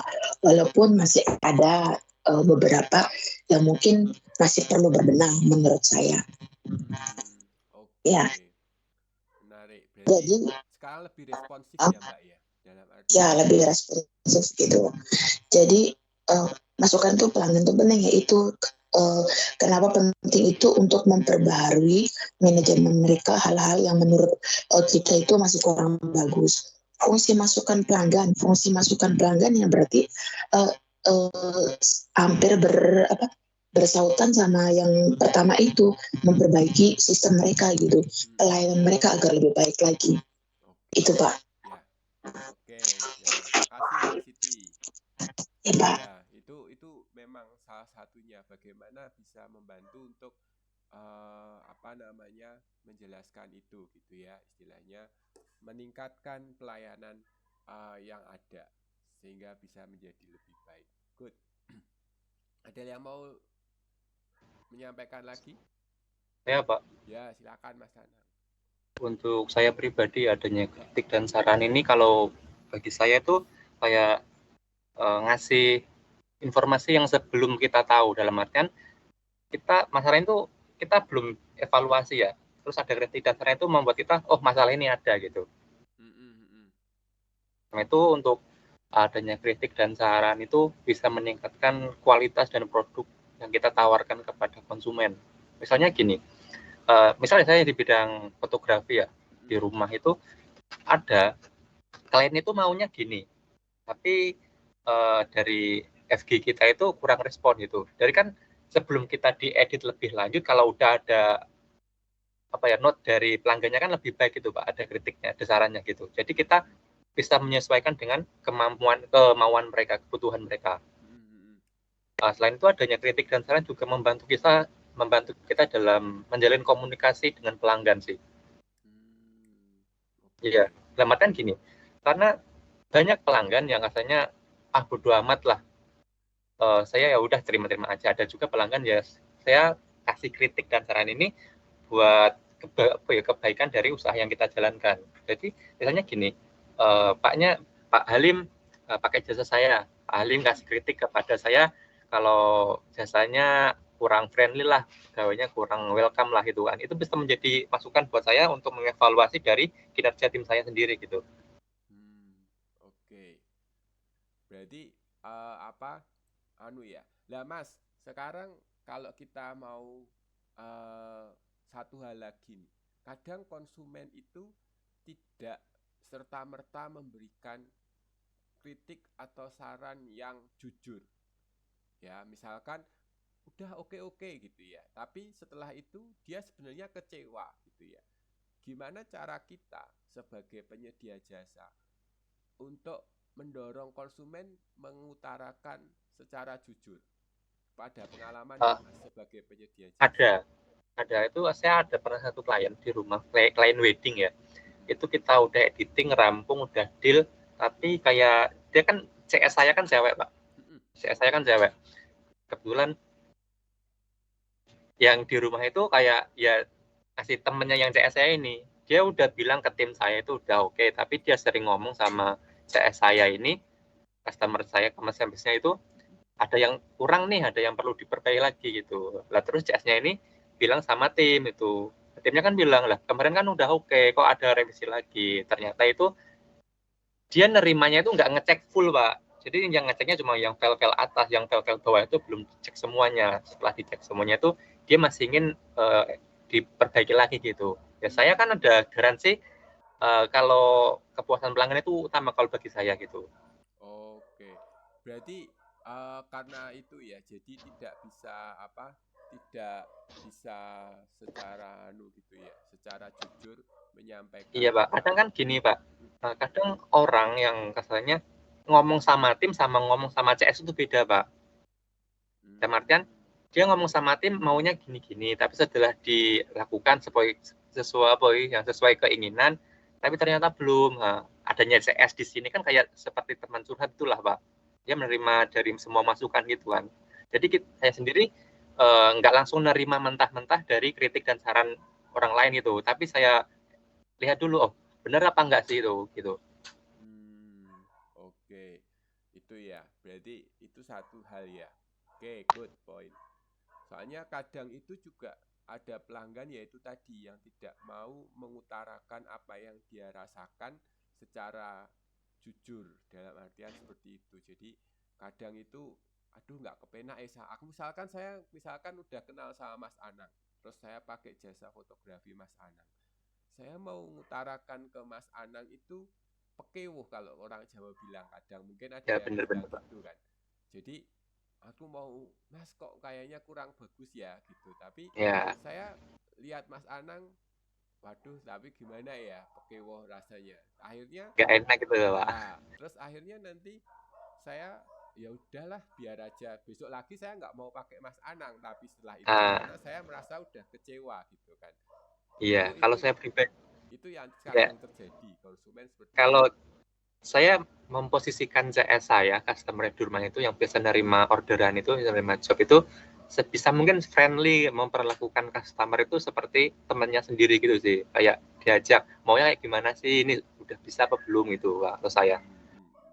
Jadi kayak ada di customer sendiri, ada di CS sendiri kalau saya itu. Jadi walaupun udah bilang sama tim oke, saya dari CS saya juga menganti-anti sama CS saya untuk tanya lagi udah sesuai atau belum itu. Kalau belum kita masih menerima revisi nih. Kalau saya kan revisi maksimal 4 kali Pak kalau saya gitu. Walaupun dia bilang oke pada revisi pertama, kalau dia mau revisi lagi untuk kedua kalinya nggak apa, maksimal 4 kali kalau saya gitu. Oke, ya itu menarik kalau kayak gitu. Jadi mungkin dengan adanya teman seperti istilahnya diibaratkan menjadi pertemanan seperti itu dengan gaya bahasa yang bisa tidak pekewuh gitu ya, istilahnya bisa mengurangi rasa itu dan bisa diharapkan bisa jujur ngomong apa adanya seperti itu. Memang itu Iya Pak, soalnya gini, dulu soalnya pengalaman penting. saya itu dulu saya pernah pakai CS itu cowok, karena ya sering ada komplain dasarnya nggak nyampe langsung itu, makanya saya ganti cewek karena tahu sendiri kalau cewek itu beda responnya sama cowok gitu. Iya. Kalau untuk CS segala macam itu, kalau untuk di depan itu cewek lebih luwes ya daripada Bener, cowok ya. bisa lebih memposisikan diri lah Pak kalau menurut saya. Daripada cowok, kalau cowok tuh lebih kadang kaku Agak kaku, ada batasannya, nggak ada batasnya itu Pak. Betul. Itu rasa empatinya juga mungkin lebih tinggi cewek ya daripada cowok. Benar sekali. Nah, itu yang memang saya rasakan seperti itu. Oke, good. Ya itu juga penting ya. Gimana kita sebagai konsumen, kalau memang perlu ada dikritik ya dikritik aja. Itu yang kita masih sebagian besar konsumen, nggak hanya masyarakat kita gitu ya. Tapi kalau di masyarakat Jawa mungkin juga ada karena rasa pekewuh tadi, ya istilahnya rasa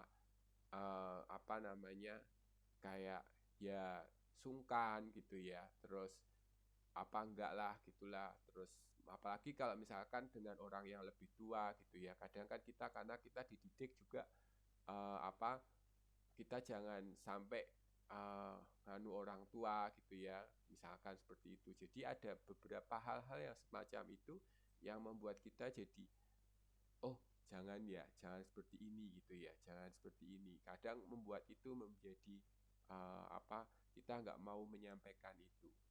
Nah itu ya kalau sekarang mungkin dengan adanya keterbukaan informasi dan lain-lain ini, ya sebisa mungkin sampaikan aja apa adanya dengan bahasa yang lebih lugas, lebih sopan, mungkin seperti itu juga bisa ya.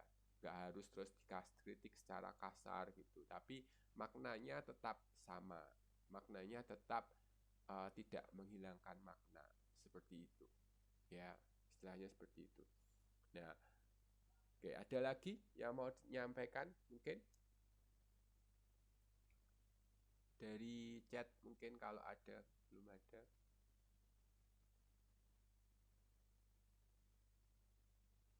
Oke, nah itu adalah kalau ada nanti silahkan ya. Jadi memang kita sebagai pelanggan itu penting kita menyampaikan unek-uneknya secara baik gitu ya, secara seperti itu.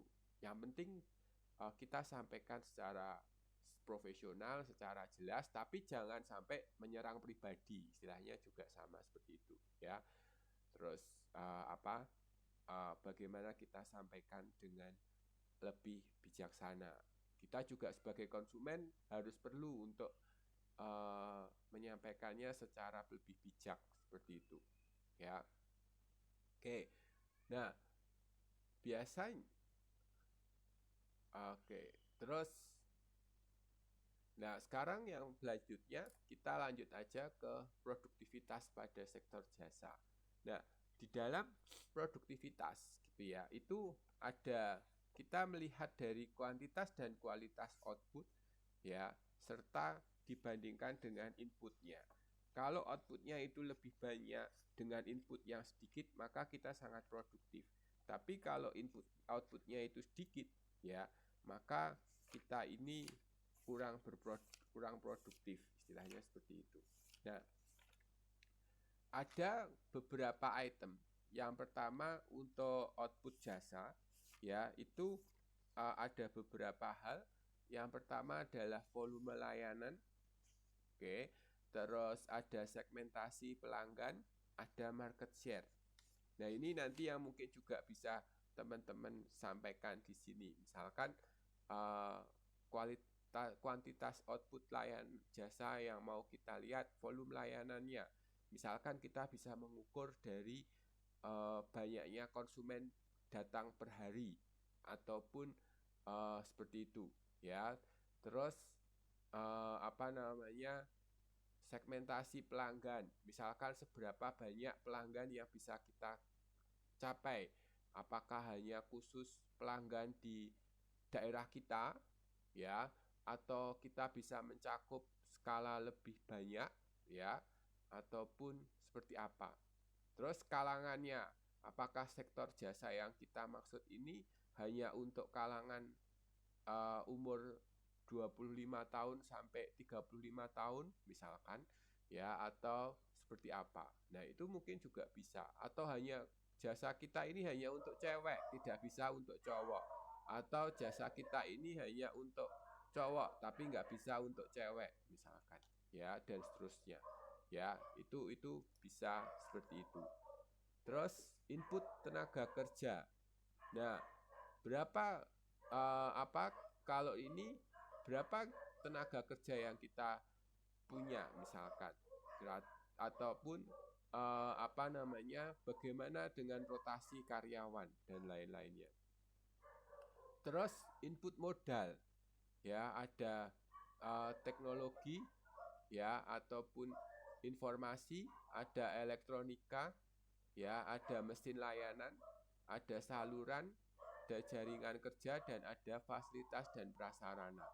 Misalkan seperti apa yang bisa dilakukan.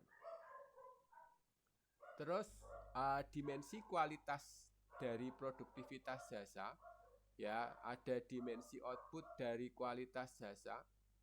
Itu ada kepuasan konsumen, interaksi dengan konsumen, ada standar jasa, ada waktu akses layanan, ada konsumen yang keterlibatan dalam proses jasa ya, atau ada image dari perusahaan.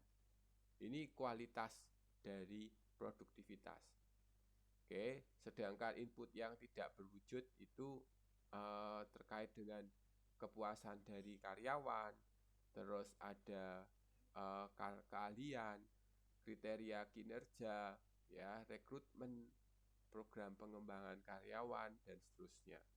Sampai ada kerja tim, struktur organisasi gitu ya. Terus kalau input berwujud, itu ada lokasi kantor yang strategis atau interior kantor cabang misal. Oke, itu adalah beberapa dimensi. Nah, itu contohnya kalau di halaman situ disebutkan 7.25 gitu ya. Itu ada cara untuk mengukurnya seperti itu. Jadi ada dari kuantitas bisa, dari kualitas juga bisa. Ya, secara kuantitas maupun secara kualitas. Nah, serve call itu juga tadi dari 5 elemen tadi itu juga bisa, yang bisa untuk melihat dari kualitas jasa. Nah, sekarang bagaimana kita melakukan peningkatan produktivitas? Yang pertama adalah secara umum ya, artinya secara kita harus berhati-hati dalam mengawasi biaya pada setiap tahapan dalam proses produksi jasa ya, mengurangi pemborosan bahan baku dan tenaga kerja. Oke, menyesuaikan kapasitas produktivitas untuk memenuhi permintaan rata-rata, tidak berusaha untuk memenuhi permintaan pada saat peak time ya. Jadi misalkan itu. Oke, terus jadi jangan sampai kita terlalu banyak komitmen tapi ternyata kita punya kapasitas yang kurang memadai atau mencukupi, seperti itu. Oke, terus mengganti tenaga kerja dengan mesin ya, dan mendorong konsumen untuk menjadi co-producer. Dalam artian di sini adalah karya konsumen ikut terlibat dalam pengembangan dan juga dalam penyampaian jasa, seperti itu. Terus melatih karyawan agar lebih produktif dan berkualitas, ini juga penting gitu ya, karena kadang itu kan karyawan misalkan kalau sekarang itu distraksinya juga salah satunya dari handphone gitu ya. Banyak konsumen misalkan mengeluh karena karyawannya kurang responsif ataupun seringkali hanya mainan handphone gitu kan sering ya kita karyawan di sini hanya seringnya mainan handphone aja misalkan seperti itu. Sering Pak, saya pernah dapat teguran lewat email, kan saya juga nyantum email saya kan di usaha saya itu. Ini kakak ini kasirnya kalau mau bayar main HP sendiri gitu, banyak gitu. Oh iya Mas.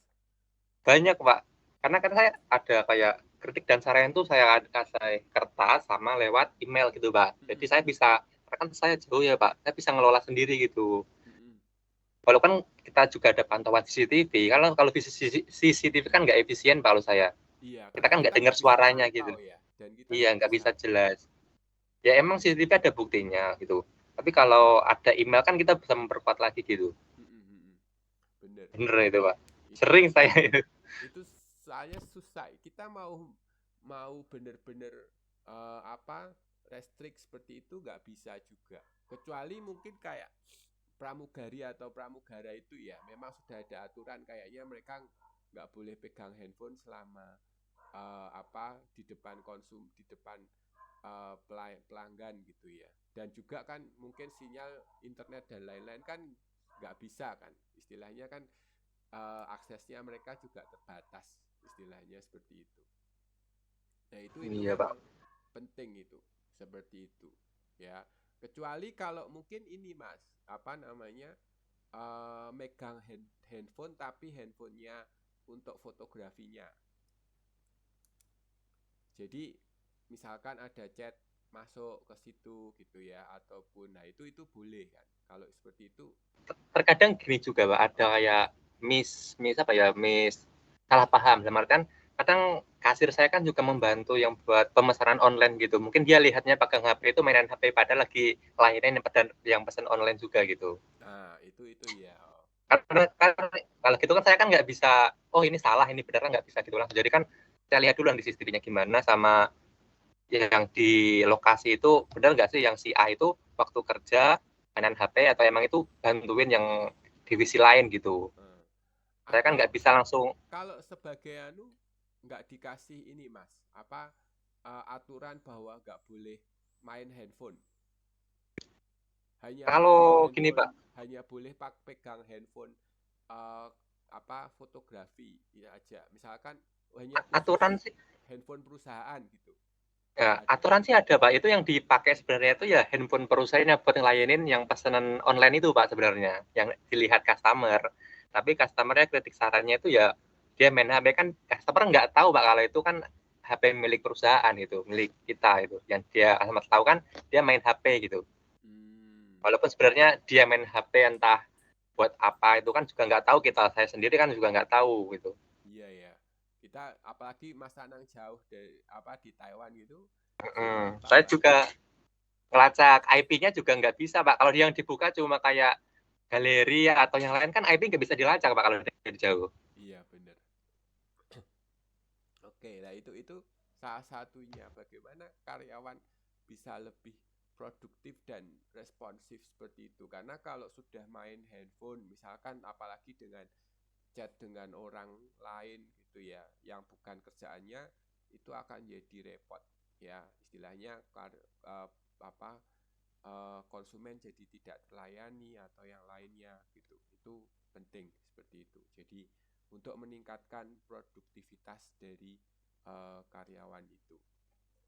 Nah terus melibatkan ahli untuk membuat sistem yang diarahkan untuk mencapai kinerja yang terstandar dan optimal. Nah ini juga sebenarnya itu juga bisa gitu ya dengan melibatkan orang untuk menstandarkan pelayanan kita. Nah itu biasanya menggunakan jasa konsultan seperti itu gitu ya untuk membuat misalkan saya punya jasa laundry terus saya mau franchise-kan. Nah ketika saya mau franchise, saya harus buat aturan dulu kan. Aturan untuk biar pelayanannya terstandar. Ya, jadi nanti harapannya antara cabang satu dengan cabang yang lain itu tidak berbeda standar pelayanannya dan juga prosesnya seperti itu. Termasuk dengan mungkin kalau bisa interior dalamnya laundry dan lain-lain itu standar. Ya, kita ibaratkan kayak McD. McD itu dari Indonesia, Taiwan sampai seluruh dunia interiornya sama, ya kan? Warnanya sama, hampir istilahnya warna dasarnya dan lain-lain itu sama, ya kan? Nah, itu karena dia sudah punya standar, ya. Maka itu misalkan bisa-bisa kita buat seperti itu juga, ya. Karyawannya juga sama, cara masaknya juga sama gitu ya istilahnya. Nah, ini beberapa hal yang bisa kita standarkan. Tapi satu hal, nanti karyawan jadi tidak terlalu bisa fleksibel seperti itu. Oke. Nah, apa yang berikutnya itu adalah customer driven approach untuk mengimprove produktivitas. Ya, untuk meningkatkan produktivitas. Yang itu bisa change the typing of customer demand, ya, merubah waktu untuk permintaan konsumen, ya, di situ ada. Terus yang kedua itu adalah encourage use of alternative service delivery channels and self-service, ya, mendorong penggunaan saluran jasa alternatif atau pelayanan diri sendiri, ya. Dan yang terakhir itu adalah ask customer to use third party, ya, mempersilahkan konsumen untuk menunjuk pihak ketiga. Oke, nah itu adalah beberapa yang bisa. Nah, kalau menurut teman-teman misalkan lebih suka yang cara generik seperti ini atau mungkin dengan berdasarkan dari konsumen untuk meningkatkan produktivitas, mana yang mungkin lebih efektif? Terakhir, siapa yang mau? Silakan, ada komentar?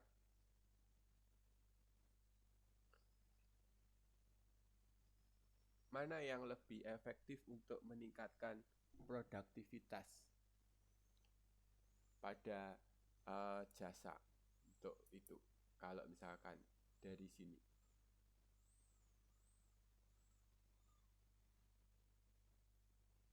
Oke. Nah, kalau dari sisi saya gitu ya, mungkin dari sisi konsumen ini juga sebetulnya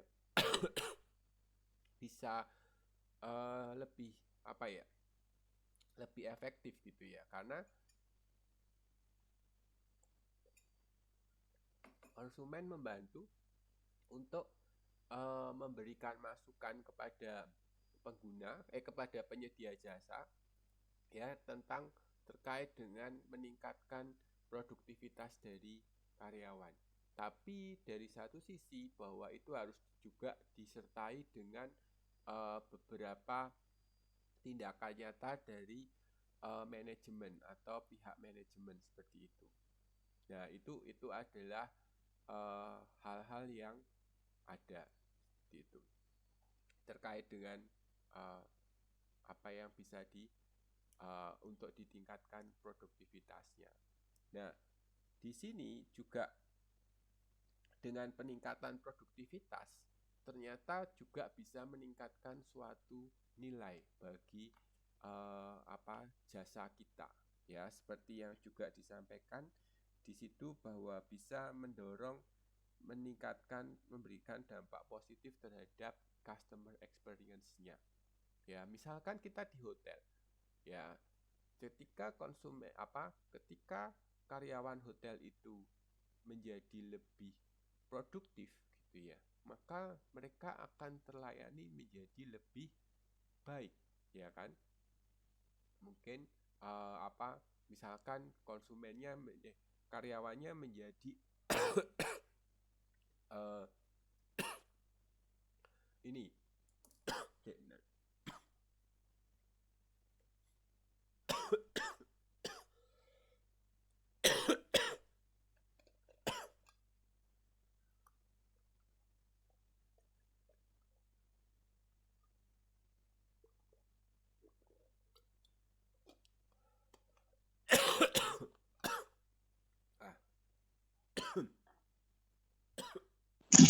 Pak, Ya, halo, silakan. saya boleh jawab nggak Pak?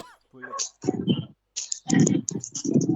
Eh, menurut saya yang lebih efektif untuk meningkatkan jasa itu yaitu as customer to use artist. Kenapa? Karena menurut saya kalau yang determining customer itu merubah waktu permintaan konsumen. Kita nggak bisa ya merubah waktu permintaan konsumen uh, untuk meningkatkan produktivitas secara total gitu. Maksudnya kenapa? Kita kan nggak tahu konsumen itu datangnya tuh di jam apa gitu, kapan gitu. Ya kan, jadi maksudnya itu kita bisa memperkirakan, tetapi kita tidak bisa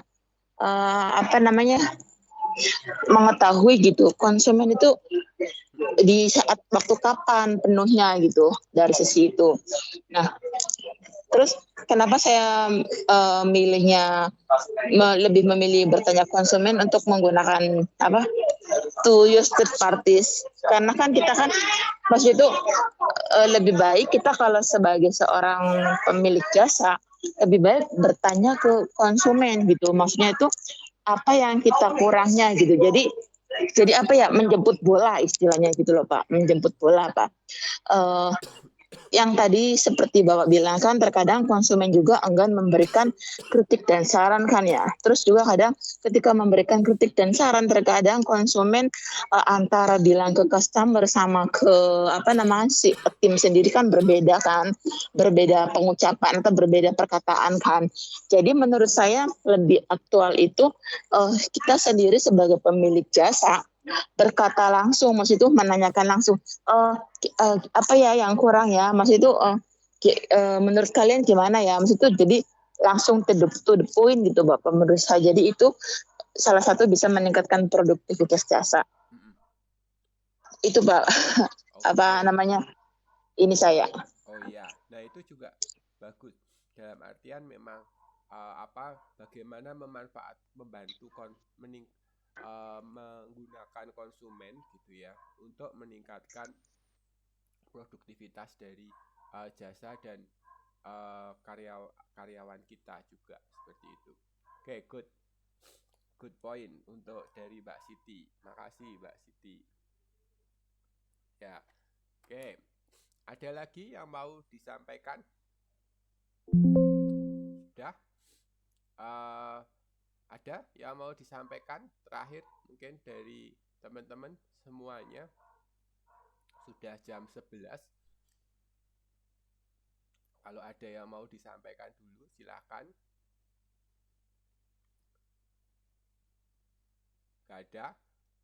Oke, kalau nggak ada saya akhiri dulu gitu ya terkait dengan produktivitas dan lainnya. Minggu depan kita akan membahas tentang komplain ya, serta bagaimana kita mengatasi komplain dan juga recovery dari service atau service recovery. Terus yang terakhir itu adalah penggunaan balance scorecard untuk konsep ekonomi ya dan balance scorecard ya. Besok kita akan minggu depan akan kita rangkum menjadi satu pertemuan seperti itu. Jangan lupa dikerjakan ya tugasnya, karena itu adalah tugas ketiga. Dan saya belum sempat koreksi gitu ya, karena minggu lalu yaitu tadi badan lagi nggak enak, jadi hanya sempat koreksi itu yang SIM, yang yang ini saya belum sempat koreksi untuk pemasaran jasa. Mungkin nanti sore akan saya coba saya akan coba untuk koreksi seperti itu. Gitu aja ya dari saya. Selamat siang dan selamat beristirahat dulu dan melanjutkan sesi berikutnya.